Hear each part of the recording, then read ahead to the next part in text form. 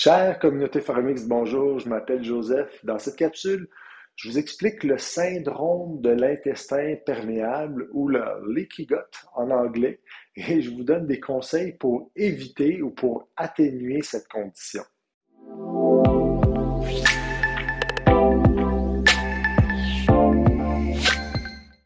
Alors, il y a déjà plus de 2000 ans, Hippocrate affirmait que toute maladie commence dans l'intestin.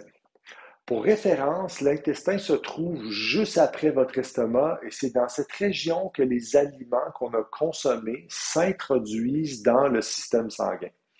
Alors pour faire ça, ils doivent traverser une membrane cellulaire qu'on appelle l'épithélium intestinal. Ce qui est particulier avec celle-ci, cette membrane, c'est qu'elle est vraiment mince. En fait, son épaisseur n'est que d'une cellule et toutes ces cellules qui la tapissent au complet, eh bien, elles sont retenues ensemble par ce qu'on appelle des jonctions serrées, qu'on pourrait comparer à des postes de contrôle le long d'une frontière.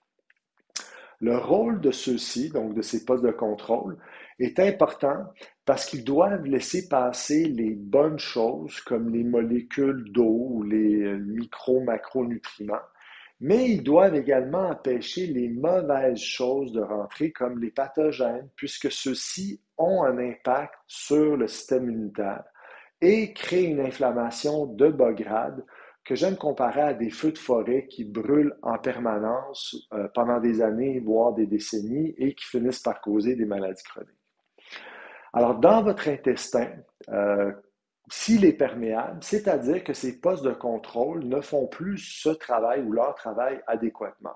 Alors, vous vous retrouvez donc avec toutes sortes de symptômes, comme par exemple des diarrhées, des infections respiratoires, de la fatigue chronique, des problèmes de thyroïde, des douleurs articulaires et bien plus encore.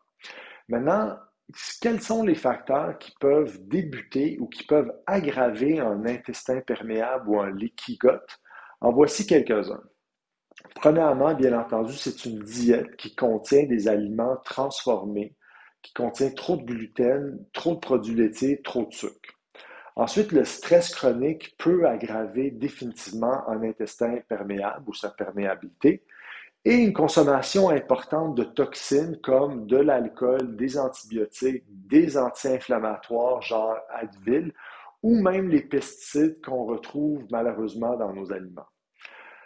Alors, qu'est-ce qu'on devrait faire lorsqu'on pense qu'on a un intestin perméable? Eh bien, je vous suggère de suivre ces quatre étapes. Alors, premièrement, vous allez retirer les aliments qui vous causent du tort.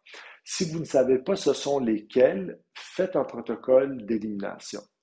Deuxièmement, vous allez remplacer les aliments problématiques avec une diète anti-inflammatoire, c'est-à-dire qui ne contient pas d'aliments transformés, pas de gluten, pas de produits laitiers, pas de sucre et pas d'alcool. Ça ne veut pas nécessairement dire que vous allez les éliminer pour la vie, mais au moins pour essayer de réparer votre intestin. Troisièmement, vous allez manger beaucoup de légumes de toutes les couleurs parce qu'ils contiennent des probiotiques qui aident à la réparation d'un leaky gut ou d'un intestin perméable.